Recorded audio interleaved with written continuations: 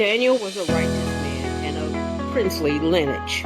He was taken captive by the Assyrians. He enjoyed the highest rank office of the state through Babylonia. Also the Chaldeans, the Medes, and the Persians. Like Joseph, they both prospered in a foreign land and had the ability to interpret dreams and visions of rulers as a result of their faithfulness to God. The Babylonians sieged Jerusalem and took young men of royalty who were handsome and had high aptitude for learning. Daniel refused to eat the king's food because it was considered defiled, and he was a vegetarian. He was also trained in all of the knowledge of Babylon's matters. 3 other of Daniel's countrymen were also captured and given new names to disassociate them from their Jewish roots and to assimilate them into the Babylonian culture. They were very wise, and at the end of their training, they too were in the service of the king. In the 2nd year of Nebuchadnezzar's reign, he had a dream that troubled him, and no one could interpret it.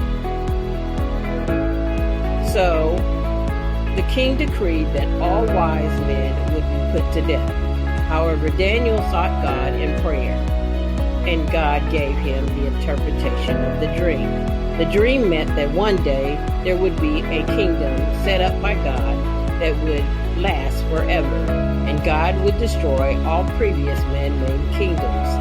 Because of his wisdom, King Nebuchadnezzar honored him and gave him authority over all the wise men of Babylon. Daniel placed his 3 countrymen into positions of authority and made them administrators. The king's 2nd dream meant that there would be a period of time that he would have insanity, but he would later be restored to health. The king praised him and made Daniel and honored him because he interpreted the dream correctly. Now Nebuchadnezzar's son Belshazzar is the new king, and during one banquet he ordered the golden goblets that were stolen from the holy temple in Jerusalem to be brought out and used. As a result of him defiling these holy items, Belshazzar sees a hand writing on the wall, and no one could translate it. So they called for Daniel, and he interpreted the message. The king promoted him to the 3rd highest position in Babylon's kingdom.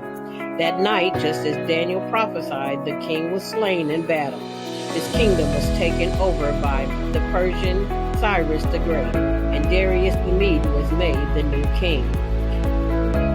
Under King Darius, Daniel was promoted to head of all of the kingdom. Men were very jealous of him and tried to bring him down. They persuaded King Darius to make a decree forbidding anyone to pray to any god other than the king for the next 30 days. The penalty for this disobedience was to be thrown in the den of the lions. Daniel disobeyed this edict and continued to pray openly to the living God. Daniel made no attempt to hide, and he was seen. With much regret, the king gave the order that Daniel be thrown into the lion's den. The next day, when Daniel was found alive and well, Daniel explained that God sent an angel to shut the lion's mouth, and Daniel remained unharmed. As a result of this great miracle, King Darius sent out a new decree that all subjects would worship the God of Daniel. Thus, Daniel prospered under King's reign. Daniel's prophetic dreams and visions covered a range of human history as he predicted the rise and fall of the Greeks and the Roman Empire. The rise of powerful kings who will do as they please. He will exalt and magnify himself above every god, as well as saying unheard of things against the King of Kings. In Daniel's 70-week prophecy, He speaks of the Messiah who would be killed, and we know this prophecy was fulfilled in Jesus Christ. The rest of his prophecies, however, will not be fulfilled until the end times. Daniel's vision is important to eschatology. In Daniel 9, the angel Gabriel told Daniel about how swiftly his prayer was answered, but held up by fallen angels. Thus, we must be devoted to prayer daily. This is an overview of the book of Daniel. Daniel's exercised integrity and received respect and affirmation from all of the rulers that he served. He never compromised his faith in the one true God and acknowledged God giving him the ability to deliver interpretations. Daniel teaches us to obey rulers that have authority over us. My name is Michelle Daniels. I'm your e-Facilitator.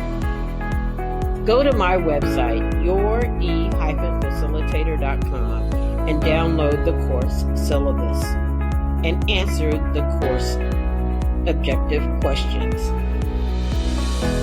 Please like and share this video.